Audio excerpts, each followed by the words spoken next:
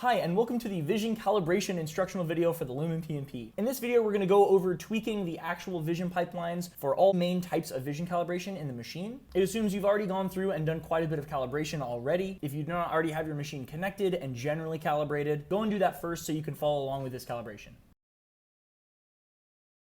Is going to go over how the vision pipeline for fiducial detection works in OpenPnP. Here in our view, we have the homing fiducial of the LumenPnP. In the machine setup tab, when you go to reference head H1, you can always jog directly to it, and you can also do a visual home. This will actually run the visual homing command and test out how homing works. And you can see on this demo it works really well. This green ring is put around it along with some crosshairs, and we center perfectly in the center of the fiducial after we're done. But if this does not work as well for you, I'm going to show you where all the information about how it finds that is and how to tune it. The most important thing here is your exposure. Your exposure must be set for your top camera to have really bright whites and really dark blacks to make it easy to isolate this dot so that the vision pipeline can pick it up well. Make sure that your exposure is set according to the calibration video first, but now we're going to dive into the vision pipeline for fiducials. We're going to do this under the Vision tab, and although it looks like there is only bottom vision here, there's a sneaky little drop down up here in the upper right that allows you to now look at Fiducial Vision, so we're going to click on this. And there's a handful of different settings in here. The one that we actually want is Default Machine Fiducial Locator. When we click on this, we get some settings down here, including a pipeline. Editing this pipeline is how we can tweak how OpenPnP finds this fiducial. So I'm going to click Edit, and it's going to load up this page for me. Each row in this table is a different step of the pipeline. So it's a different operation that's happening on the image to help suss out what the position of the dot is. So the first one is just capturing the image itself. The second one is masking out the image, which is just saying everything outside of a certain diameter, make it black, because we're trying to isolate just the white of the dot as best as we can. Then we're going to detect circular symmetry in the third stage. This is, as the name implies, looking for circular symmetry, which is a really good way of finding a fiducial. And then at the end, it converts it out into the coordinate points for the fiducial. The main thing you're going to be wanting to adjust in this pipeline is under the detect circular symmetry stage, namely all of these values in this field down here. Now there are a lot and a little vague in their naming. The main ones you want to adjust are your diameter, so min diameter and max diameter. And I can see here that the diameter for the circle that I did find is 76 pixels. So that's the actual thing I'm trying to find. So if I was catching things that maybe aren't actually a fiducial or are the wrong size, I could take this range from 10 to 150 and bring it down a little bit closer to 75, and this would make it more accurate for finding only a circle of that specific diameter. Min symmetry is generally the sensitivity of the circle detection. Adjusting this can make it a little bit more likely to think that something's a circle or a little bit less likely to think that something's a circle. In general, these are the main ones that you want to be messing with. If you want to go back to scratch to the default configuration, if you go to the Opulo docs page and then underneath OpenPnP, go to Vision Pipeline Adjustment and then Homing Fiducial Pipeline. If you scroll down, you'll actually find a little bit of code in this section that you can click the copy button for. And then if you go back to OpenPnP, you can just press this little clipboard when you have it copied, and it will paste in that exact vision pipeline, just like that. So you can always just reset from the website. It will automatically splice in the default known good configuration. So we highly recommend starting from this. It comes by default in the configuration files, but if you tweak it and get it to a place where you're not really sure how to get it back, you can always just paste what we have on our docs page back in. Now, a weird thing about OpenPnP is that it will not seem like there's a way to save this vision pipeline. The way to do it is just to exit out of this window. It will give you a prompt if you've made changes to ask you if you want to save them. Then you can say yes, and then it will close the window. So you just have to click X, don't worry, it will prompt you if you've made a change. If you want to do this for the fiducials on your board, simply select whatever your fiducial is. In my case, and also in the case of the FTP board, it's just fiducial-1x2, and go through the exact same process of pipeline and clicking edit, and it will bring up the same editor. The next vision pipeline type to adjust is our nozzle tip calibration. This is actually very similar to the fiducial pipeline because it's doing effectively the same thing, just looking for a circle with circular symmetry. To tweak these, we're going to go to Machine Setup and scroll down to our nozzle tips and select the tip we want to adjust. For this, I'll be doing the N045, which is currently mounted on my N1, my left nozzle. In this window, I can click on Calibration, and in here, like we did in the main calibration video, you can just click Calibrate and it will go through the process. Or you can scroll down to Edit, and then this will actually let you edit the vision pipeline to detect it. Now, before I do this, I'm going to jog the nozzle tip to the position so I can see it right here, and I have a visual on it when I'm doing this cal. And now I'm going to click Edit next to Pipeline, and here is our visual. So you can see it is almost exactly the same as the fiducial calibration pipeline. We pull in our image in the first stage. The next one, we mask out everything else, and you can see how much we're actually masking out here. There's a bunch of light that's up above reflecting off the ceiling that I don't even want the camera to look at and accidentally maybe think could be the nozzle tip. So we mask out a whole bunch of it, so we're only looking at a really small part of the picture. Then we detect circular symmetry, and then here are all the settings that we can change down here in this window, and then results effectively kicks out the final position of the circle. Now what we want to do for these is we want to find the black void inside the nozzle tip. We don't want to be looking for the outside white ring. We want to look for the dark inside one. Each nozzle tip actually comes with a preset diameter. So you can see here for our N045, we have between 5 and 25. So it's looking for a circle between those two diameters. And you can see, sure enough, we have 16. Thank you so much, Connor, for making this pipeline. And we still have our minimum symmetry at 1.2, just like we do for our fiducials. This is a very good, comfortable place to leave it. The main thing here to tweak might be your mask diameter, which you can do in this stage, the diameter of the circle you're actually looking for, and the sensitivity of your circle detection. Once we're happy with any tweaks that we want to make, and clicking on the stage to have it actually update how it looks in the right side, we can exit out and test our calibration.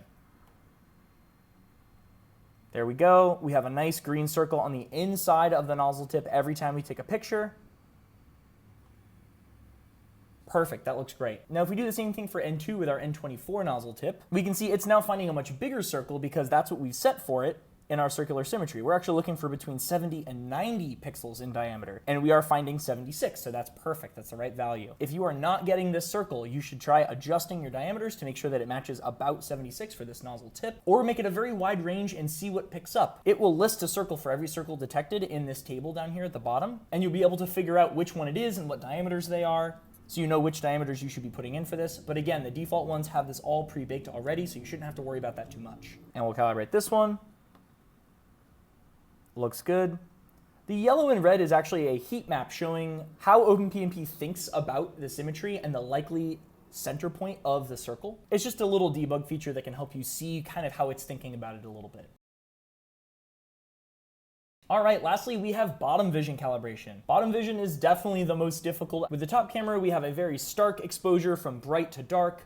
But with the bottom camera, we have a medium exposure, so the nozzle tip is kind of detected, but we also need to be able to separate it out so that we can look at just the part. And there's also a ton of different part shapes and sizes. And it also works in a completely different way than circular symmetry like the last two calibrations did. This finds a minimum bounding box rectangle. So our goal with these pipelines is to try and make the only thing in the picture white, the part, and everything else is black. And then we have OpenPnP find the smallest rectangle that perfectly fits that remaining bit of white, and that's how we identify our location. You can edit this vision pipeline directly by going to the Vision tab, making sure that your type is selected bottom vision in the upper right, and then clicking on default machine bottom vision, and then editing the pipeline here. You can also access it when you're actually working with a part, which is what we're going to be doing right now. And if you need to make a vision pipeline for one part a little bit different, you can specialize that vision pipeline and make a unique version just for that part, while still having your broad generalized version for many other parts to reference. So I'm actually going to pick a resistor, hold it over the bottom camera, and then we can look at our vision pipeline for bottom vision. So I'm going to pick my part here.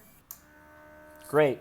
So now that I've picked my part, I'm going to go to my parts tab. I'm going to select the part that I just picked, and I can see here the name for my bottom vision is default machine bottom vision, which is what we saw in the vision tab. If I did want to specialize it, I could click it here, and then whatever I change for the pipeline now would only apply to this specific part and not all the other parts that are referencing this vision pipeline. But I'm not going to do that right now. First, I just want to test my alignment and see how the pipeline works. So I'm going to click test alignment down here.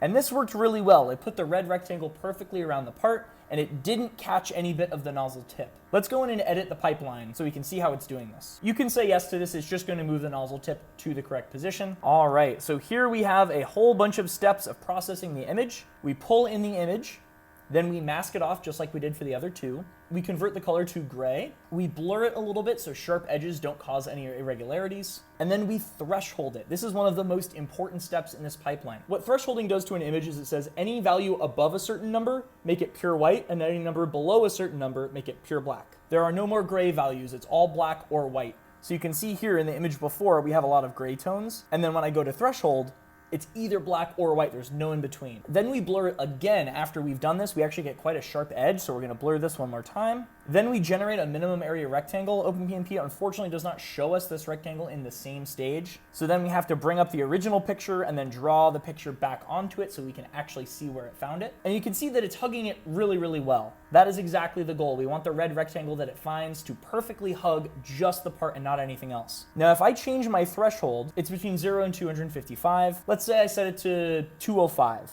and I hit enter. Let's see what happens to the image. So now we get a little bit of white out here. There's a little white plicky that's way out on the outskirts. You can see that little white bit is actually this edge right here on the nozzle tip. So it's just a little bit of errant white right there that ended up getting caught by that threshold value. So if I go down and I look at my rectangle, the rectangle is now enclosing that little bit of white as well. It's only enclosing the minimum area that it can that holds all of the white in the picture. So if you see this rectangle is extending way far out where it's really not supposed to be, it's because there's something white inside of that area that it's catching and putting a rectangle around. Some ways to mitigate this are masking it off. I could get rid of this by just making my mask be a little bit smaller. So let's say I make this 200.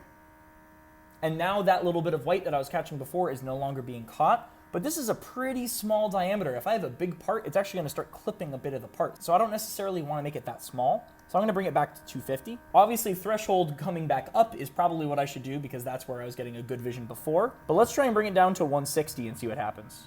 Now we're starting to get a whole bunch more white here, not just the part. And we can see it's just from this kind of bright little bit of the nozzle tip. This is why we set this exposure so specifically for the bottom camera, where all of the nozzle parts are just gray, because we want to be able to set this threshold value to be a number that is high enough that it makes all the nozzle turn black, but also allow the part to turn white. So if we look at our minimum area rectangle here, it's going to be a nightmare. It's almost over the entire whole nozzle tip. So we're going to bump our threshold back up. I think we had let's try 240, and that's great. That's what we want to see. Let's go through this again. Perfect. That's hugging it exactly like I want it to. If you cannot find a threshold value that only isolates the part and doesn't also get rid of all of the nozzle tip parts, you probably need to go in and bring your exposure down on your bottom camera. If your exposure is too high, you're gonna have a really hard time separating your part from your nozzle tip. So try and bring your threshold up, but if you bring it all the way up to 254 and you still can't get rid of some of those nozzle parts, it's probably that you need to bring your exposure down a little bit to help adjust. All right, I'm gonna exit out of this, save my changes, and test alignment again to make sure. Now, if this part was really weird or really big or different in some way that I needed to tweak it just for this part, I can hit Specialize for this part. And now, when I edit the pipeline, I'll say yes to this again. What I'm editing here is only for this part. It's the Specialized pipeline. So this lets me just tweak something for one part and not affect all the other things that are referencing that one pipeline I use for mostly everything. Most of your bottom vision is looking for some rectangular thing and trying to align it. Even like an 8-pin SOIC 8 chip, it's going to find those little 8 blotches of white in the bottom image, all the 8 legs, and it's gonna put a rectangle around that and still align it really well. So this one pipeline can do a pretty good job of finding almost every single part that you need it to, but some of them might be a little weird and you need to go in and specialize them and tweak them for whatever your conditions are. Okay, now I will finally discard this part. There we go. If you have any questions about any of this process, please do not hesitate to leave them in the comments or also reach out to us on our support forum, which is linked in the description. Please go check out the docs page if you're still having trouble getting some of these things calibrated. We go through each of these types of calibration in depth with examples and visuals for each of these calibrations. We also have every single one of our default pipelines stored that you can just very easily copy and paste into your OpenPnP pipeline like I showed earlier. So if you ever get stuck or want to reset, you can always go back to a known good stable condition. And of course, you can always reach out to us at our support forum, which is linked in the description.